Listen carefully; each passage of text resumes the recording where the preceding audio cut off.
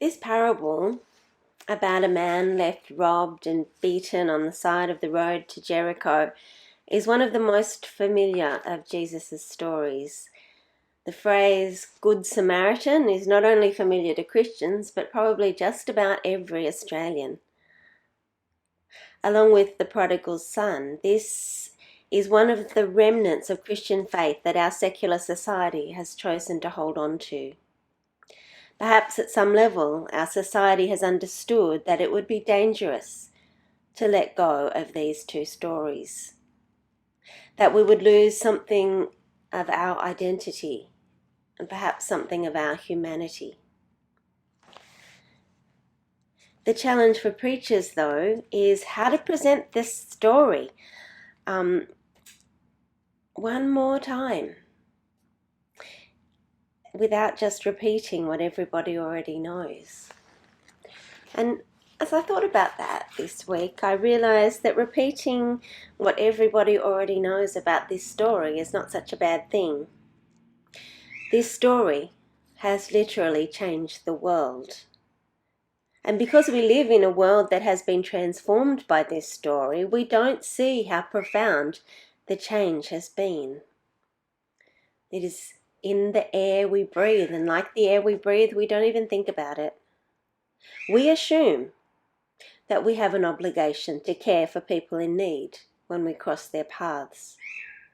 And don't we always feel guilty or frustrated when we don't or can't help them? Most Australians assume, I would think, that all religions teach people to care for those in need.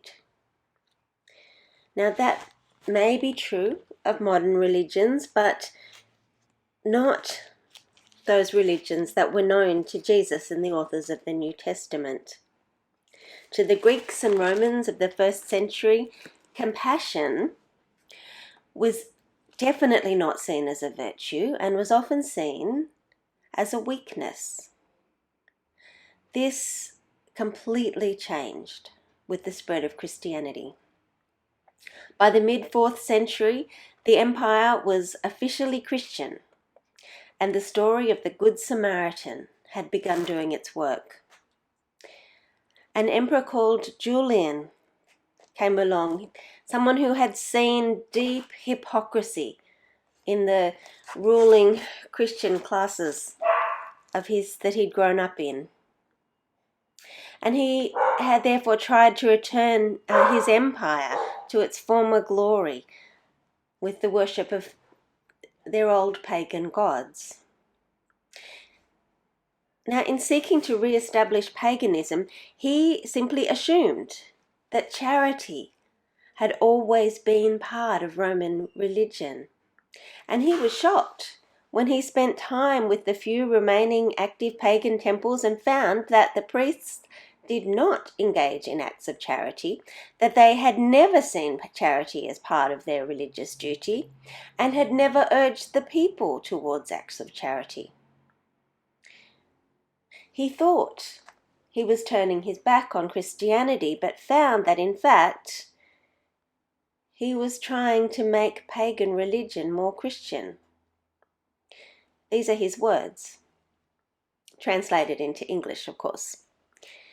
These impious Galileans not only feed their own poor, but also ours, welcoming them into their agape. They attract them as children are attracted with cakes, whilst the pagan priests neglect the poor. The hated Galileans devote themselves to works of charity and by a display of false compassion have established and given effect to their pernicious errors. See their love feasts and their tables spread for the indigent. Such practice is common among them and causes a contempt for our gods. The story of the Good Samaritan had done its work, along with the other stories that were part of the big story of the life of Jesus. Within a few hundred years of Jesus' life, death, and resurrection, the empire had gone from seeing compassion as a weakness and human suffering as beneath the notice of its gods to judging the gods themselves by how well their worshippers show compassion and generosity to the poor. I'm not saying there was anything idyllic about 4th century Rome, just that the story had got in and changed society from the inside out. But of course, for Jesus and his first followers, the religious and spiritual context was not paganism, but Judaism. And of course, the Jews did believe that showing compassion and mercy was integral to their life of faith. Love God, love your neighbour. They all knew that their entire legal system was summed up in those few words. The rather scary and disturbing passage from Amos that's part of our readings for today needs to be understood in the context of Amos's whole message. Amos was prophesying against Israel because Israel had been neglecting justice and exploiting the poor. And God was about to rise up on behalf of the poor and impose justice. The obligation to show compassion to those in need was well understood among Jesus' fellow Jews. However, the question raised by the lawyer is one that was hotly debated at the time. How far does this obligation extend?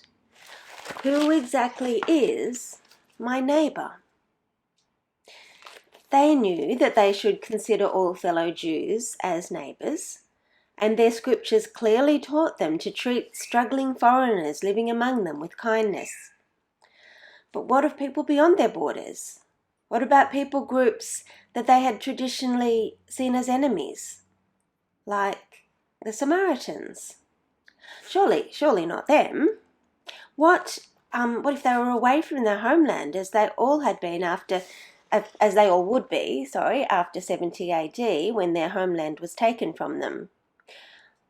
When they are living as exiles among the Romans who were oppressing them, surely they were not expected to treat those Romans as neighbours. Or those who, in the 30s, were on their territory oppressing them. Where do the boundaries lie? That is what is interesting about this Samaritan. He is outside his own boundaries. The road to from Jerusalem to Jericho lies completely within Judea, to the south of Samaria. The Samaritan was on foreign territory, hostile territory as far as his people were concerned. He is the one who had the most reason to keep his head down and get to the end of that road as quickly as possible. On that dangerous road, he is the one who is in the most danger. But he is also the one, though there were no laws to impose charity as an obligation on him, he is the one who was moved by compassion for the suffering of someone who, if that beaten up person had been conscious, would probably have rejected him as an enemy. And Jesus says, "Go and do likewise." And at that point, the lawyer in each of us rises to the surface and asks again, how can we possibly?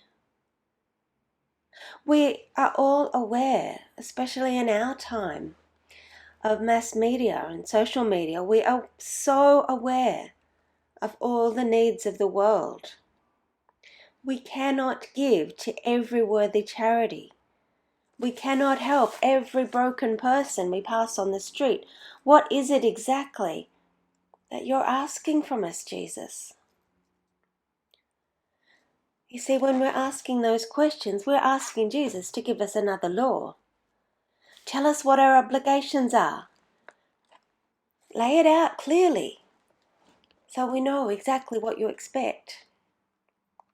But legal and ethical obligations are not the heart of this story. Compassion is.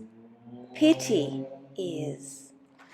The kind Samaritan didn't see the wounded man and think, oh, I think I remember some law that tells me I'm supposed to help a person like that. He didn't think, I think I may have some sort of ethical obligation here. None of that. He was moved with compassion.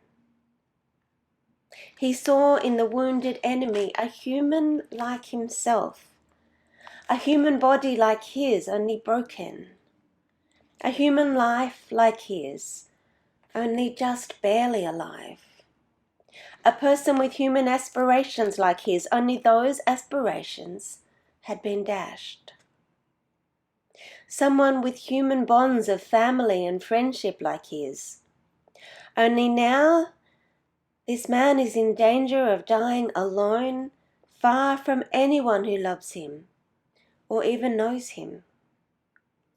The Samaritan resonated with this man's common humanity and common suffering, and the boundaries of enmity fell away. He doesn't ask, is this man my neighbor? He becomes his neighbor as they are bound together in compassion. Neighbor becomes a verb, not what a person may or may not be, but what a person does. He does neighboring.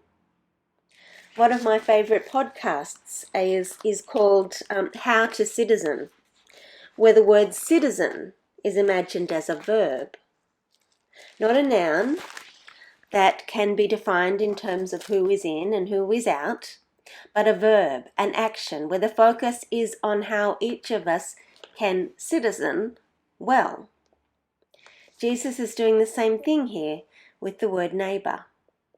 He is encouraging us to stop thinking of a neighbor as a noun. Who is my neighbor? Who isn't my neighbor? And start thinking of it as a verb. How can I neighbor well? The command to love our neighbor does raise important questions for us, but the lawyer who was seeking to justify himself asked the wrong one entirely. Who is my neighbor? It's the question we are all tempted to ask when faced with the enormous task of loving everyone. The task is too big. We want to limit it, to reduce it to a manageable size. It is an obvious question, but it is still the wrong question.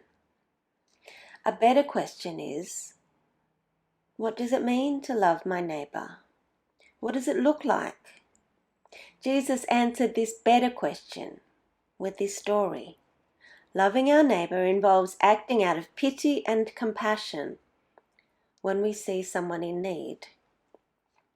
A better question that leads on from that one is, how can I do it better? How can I be a better neighbor? How can I increase my capacity for compassion? How can I love better? When we read Colossians 1, which is also part of the readings for this morning, we notice what it is about the Colossian church that impressed Paul so much. So what was it? What was it that excites him about the Colossians? It's pretty clear. It's their love for all the saints. Verse 4. And Paul says that their teacher Epaphras had told Paul about their love in the Spirit. Verse 8. That's what Paul was excited about. Loving well was a sign to Paul that this community had really understood the gospel and was being transformed by the Spirit of God. That's what happens when we truly understand how much God loves us. Being loved increases our capacity to love others. Now, we all want to be more like the Samaritan, I'm assuming, We all want to be always ready to show compassion and practical care. But he is not the only character in the story that we need to identify with. Haven't we all, at some time, been the man who was robbed and bruised, broken and abandoned at the side of the road? Maybe not literally, I hope not literally for you, but in some way, at some level, haven't we all known what it is to be left for dead by the compassionless forces of our world? But when others abandon us, God, we read in Colossians, has rescued us from the power of darkness and transferred us into the kingdom of his beloved Son, in whom we have redemption, the forgiveness of sins. God did not pass by on the other side. God came near. God saw the darkness, not just the big picture darkness of a planet lost to greed and conflict, but the personal darkness that battles against each of our souls. God saw. God was moved with compassion. And God came to us in Jesus, sweeping aside the fear and alienation that had kept us estranged. God took the full burden of our suffering, suffered with us, and lifted us to a place of safety in God's kingdom, placing us in a community of faith to live out our calling and to extend God's rescue, to extend God's invitation, to extend God's love to everybody, to be people of good works, people who love, people of compassion, like the God we worship. When we see someone robbed and bruised, broken and abandoned, we don't see someone who is other, someone who is alien to us. We see someone who easily could be us, someone we have been. And in that sense of common humanity, in that communion of suffering, there can be no enemies. There can be no foreigners. In that place, there are only neighbours. Amen.